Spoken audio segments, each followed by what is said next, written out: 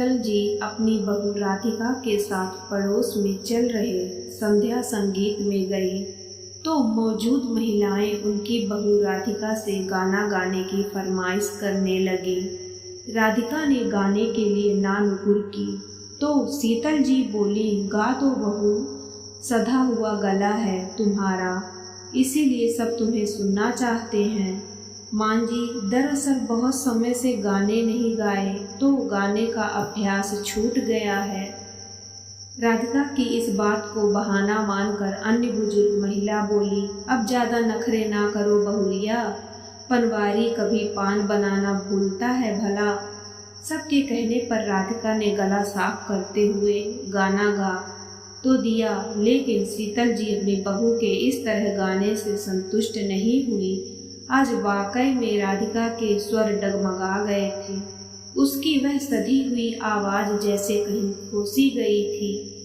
शीतल जी उदास मन से वहाँ से आ गई। उस रोज तो वे राधिका से कुछ नहीं बोली, लेकिन दूसरी सुबह जब राधिका उठी तो वे उसे एक गिलास गर्म पानी का देती हुई बोली, यह लो पी लो और आज से रोज सुबह गर्म पानी पिया करो, इससे तुम्हारा गला साफ रहेगा। आश्चर्य से अपनी सास की ओर देखती हुई राधिका बोली, माँ जी, लेकिन मेरा गला तो एकदम ठीक है। नहीं, अगर ठीक होता तो कल तुम्हारे स्वर लड़खड़ाते नहीं। आई एम सॉरी माँ जी, कल मैं आपकी उम्मीदों पर खरी नहीं उतर पाई, राधिका ने उदास स्वर में कहा। तो शीतल जी मुस्कुराती हुई बोली, मेरी उम्मीदों को छोड़ो और अपने बारे में सोचो। मुझे अपनी बहू की दूसरों से तारीफ सुनने का कोई शौक नहीं है, लेकिन तुम्हारा गाना गाने का शौक जिस तरह से खो गया है वह मुझे खलता है। यह कहते हुए शीतल जी ने राधिका के कंधों पर हाथ रखा तो शीतल उदास होकर बोली, माँ जी, हम महिलाओं के शौक का क्या है, एक उम्र के बाद तो उन्हें छोड़ना ही पड़ता है। नहीं बहू, पहले की महिलाओं के छूटते होंगे शौक, लेकिन अब की महिलाओं के शौक नहीं छूटने चाहिए।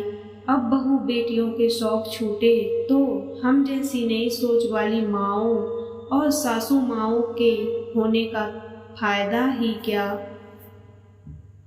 मेरे होते हुए तुम अपना यह शौक नहीं छोड़ोगी। तुम पहले अक्सर कुछ ना कुछ गुनगुनाती रहती थी। जब मेरे बेटे से शादी करके हमारे यहाँ आई थी तब कितना मधुर और सधा हुआ गाती थी।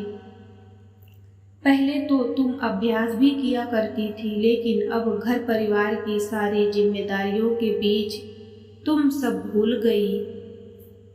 माँ जी, अब यह सब भी तो जरूरी है ना, वैसे भी ऐसे शौक को पाल कर क्या करूँगी मैं, राधिका ने किचन की तरफ जाते हुए कहा। तो शीतल जी बोली, मुझे पता है मैं बहुत अच्छा नृत्य करती थी, लेकिन एक उम्र के बाद और अभ्यास के बिना सब खो गया।